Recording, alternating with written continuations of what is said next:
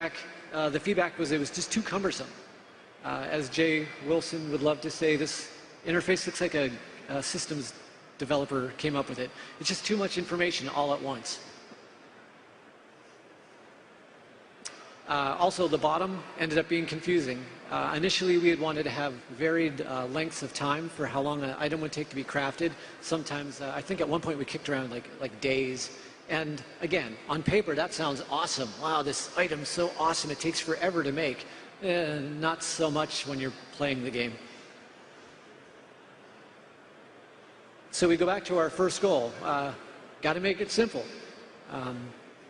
So what we did was, as much as we liked having the imagery per item, so you kind of knew what you were going to make, it caused too much space. So we simplified it into just a list of items.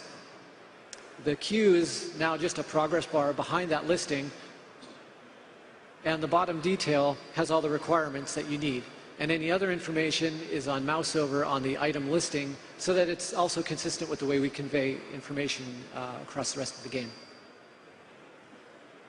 And with that, I'm going to hand it off to Pete. So now that you know how to interact with them, you can see where you go to find them.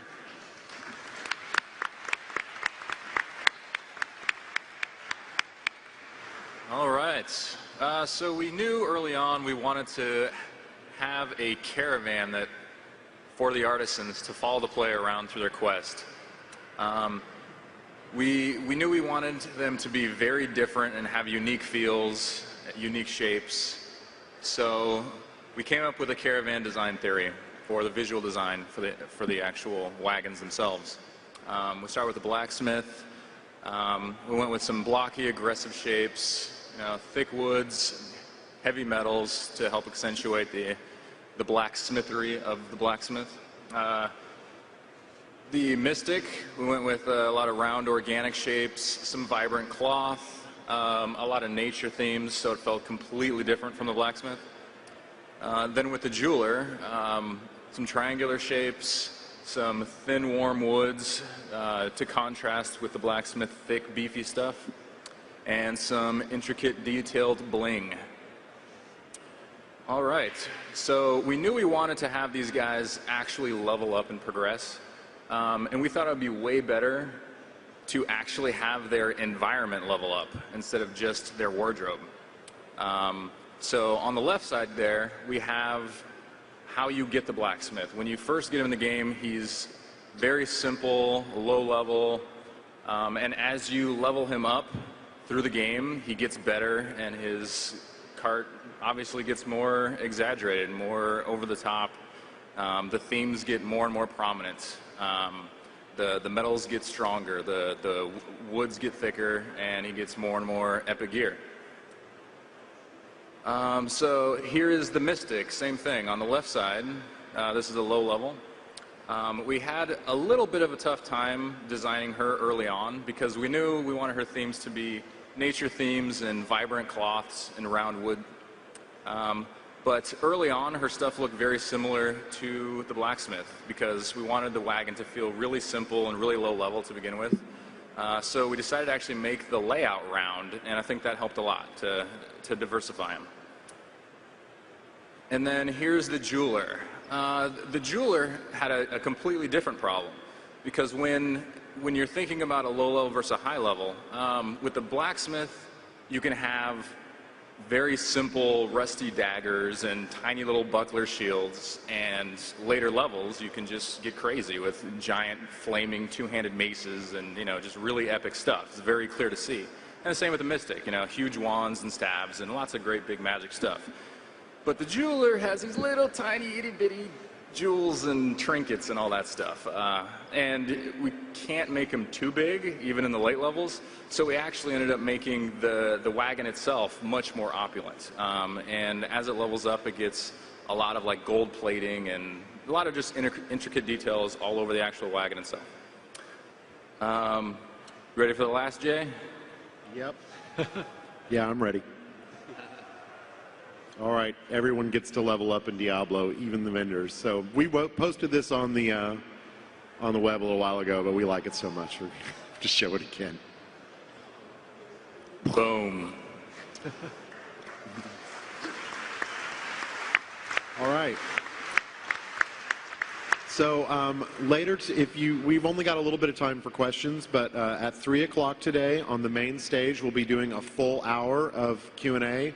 So if you don't hear the question that you're hoping for, if you don't get to ask the one you want to, definitely come to that Q&A and we'll get it answered for you.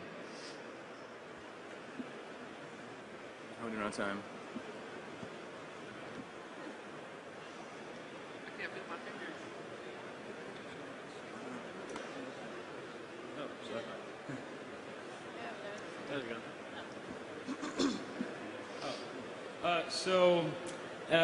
Last BlizzCon, I asked you about gem wards by putting gems into armor with multiple sockets and getting a new effect, like moon wards and 10.0.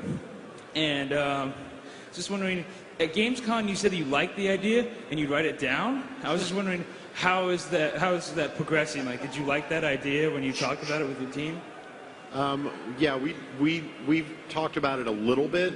But no, we haven't really progressed that much with it because right now we're focused pretty much on finishing out the artisans as they are.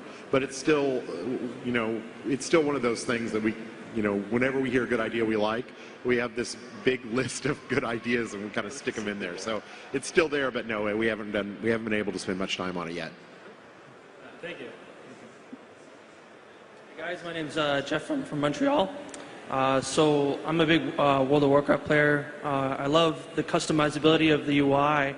I was wondering how much of the UI is customizable within Diablo 3. I'm sorry to disappoint you, sir. There will be no customizing of the UI in Diablo 3. There's a very good reason for that, though. Jay, you want to handle that? I'm sorry? There's a very good reason for that. Yeah, I mean, UI and customization mods in general are awesome. Like, we love it, but the problem that World of Warcraft had was their game got shifted by the whole mod community. And really for them, that was fine. That was their expectation. That's what they wanted. But for us, what we don't want is for Diablo to be shifted from the straightforward, simple, easy-to-play game that it is to a much more complex game, because that's what UI mods do. They add complexity. And at a certain point, they become a requirement. So we never wanted that for Diablo.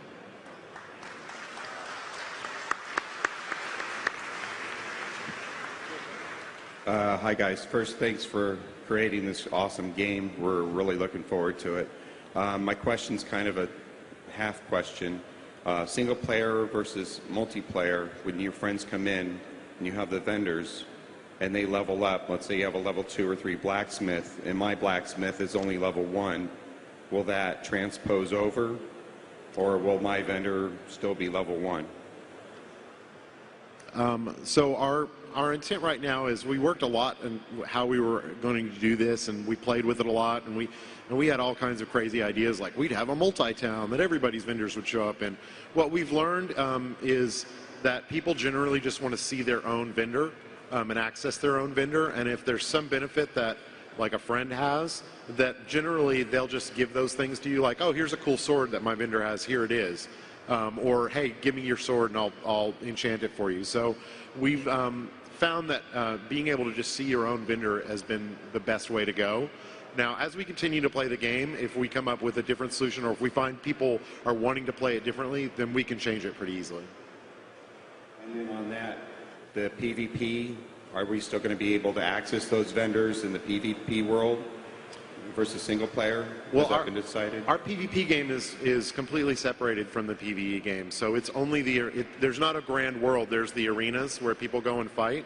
And we did that intentionally because we don't want PvP game balance to ever dictate PvE game balance. It's all about co-op and monster killing for us. We never want to nerf a skill because it's too powerful in PvP. So in general, when you go into PvP, all your skills are going to do what you think they should do, but they may be tweaked a little bit so that they'll be balanced for PvP and then return to normal back into PvE. Thank you. Hi guys, how's it going? I love Diablo. My question is basically when you play through the game on Diablo 2 and you get all your awesome gear and you look just fantastic at the first playthrough, When you go back through Nightmare, unfortunately, you have to ditch all your great gear for the piddly-looking hatchet and all the lame helms and stuff. So in Diablo 3, will you get to maintain your look, or do you have to go back to using the not-so-great-looking gear? Oh, we got good news for you. So yeah, in Diablo 2, the gear reset look. In Diablo 3, it does not. The gear, there's 18 like tiers. Tiers is not, I mean, it's a term that we use. It doesn't actually mean the same thing that it does on World of Warcraft, but it's just an easy term for us. But there's basically 18 tiers. There was more like about 6 to 8 in D2, and then they just repeated them. So those go between normal, nightmare, and hell. So you just get progressively better looking throughout the game.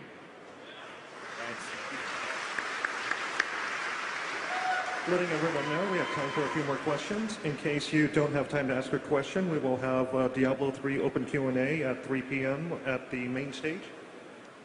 Hey guys, my question's about the dyes. You said that you acquire rare dyes and everything. If I use a dye at the beginning of the game and I ditch that armor for a different armor, will that colored dye get planted onto the new armor that I used? So no, it won't. And part of the reason for that is we want to make sure that there are always, there's always a reason to look for more. Like if you found one black dye and then never needed it again, that would kind of make it not that interesting next time it dropped. But it's not just that you don't just dye one part of your armor. It's important to note that you can dye your pants different from your jacket, different, you can dye a lot of different pieces of armor. So you will need to, if you acquire a new armor, you'll need to dye that again. But we haven't determined like quite the rarity where the sweet spot is. We need to make sure that black dye is really cool and you look different, or red dye when you have that on there. But we don't want to make it punishing.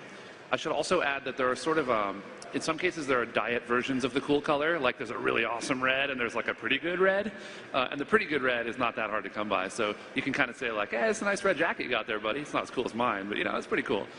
So that's how it works. Thank you. Hi, so my question is, you've said repeatedly that one of your goals for Diablo 3 is to design so your character feels more awesome, more powerful. And I was wondering, in Diablo 1, it was the opposite. Your character felt very frail and always threatened when you're going through the dungeon. So why did you make that decision? Is there going to be anything in Diablo 3 that will make you feel like that? And what would you say to players who want that? Oh, we're going to kick the crap out of you. Don't worry about that. And I know when we show the builds, like we're showing very early parts of the game and it's normal difficulty, and everybody remembers Diablo 2, the normal difficulty was pretty easy. We're really trying to hit a sweet space between the original Diablo and Diablo 2. It was great that Diablo 2 was very approachable early on, and that's the game that we want. But the original Diablo, was terrifying, and that was great too. So as you progress through the difficulties, the game's going to become increasingly harder, and a lot of the things that we're putting into the game, like the changes to the health mechanics and the addition of the hotbar, a lot of these are so we can actually make monsters more threatening to you. In Diablo 2, if you could just potion spam and town portal away from every threat, you actually never felt that threatened. So that's why we're trying to fix all those issues in Diablo 3, so that when you go into hell difficulty, you're terrified. So definitely, you don't need to worry about that. Thank you. Just letting everyone know, we have time for one more question.